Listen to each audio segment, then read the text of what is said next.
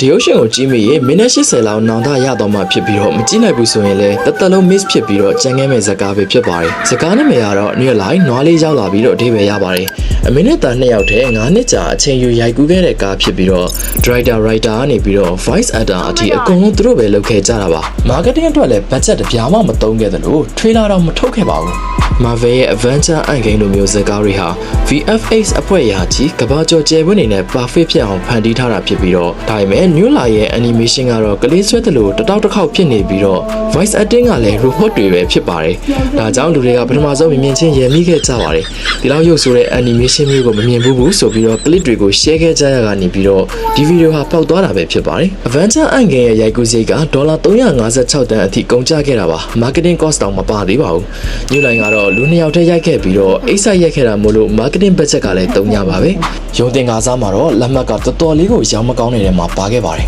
ရုံတင်ကားစား10ရက်အတွင်းမှာလက်မှတ်300တောင်မရောင်းရပဲဝင်ငွေကယွမ်$9,900ဒေါ်လာ$1,090ဝန်းကျင်ပဲရခဲ့တာပါ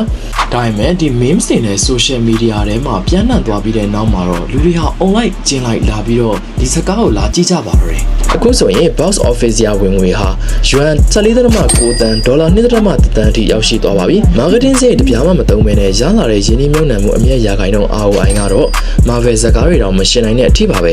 ဒေါ်လာတန်350ကျော်အသုံးပြုပြီးမှဟိဖြစ်လာတဲ့ Marvel လား marketing budget 3နဲ့တော်လန်ပြထားတဲ့ New Line လားတင်ရောဘယ်အရာကပို့ပြီးတော့အားဖို့ကောင်းနေထင်လဲ comment မှာပြောသွားပေးပါအောင်နော်